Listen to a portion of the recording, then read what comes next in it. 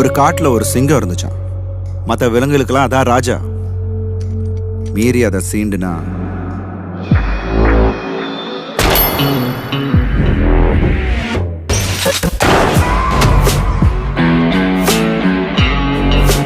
அதே காட்டுல ஒரு நரி இருந்துச்சான்.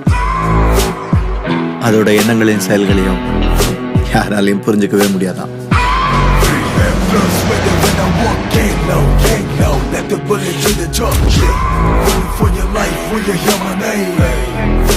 எதிரிங்களை சந்திக்கிறது சிங்கத்துக்கு ஒன்றும் புதுசு இல்லை. யுத்தம்னு வந்துட்டா அதோட கோபத்தை யாராலையும் தாக்கு பிடிக்க முடியாது.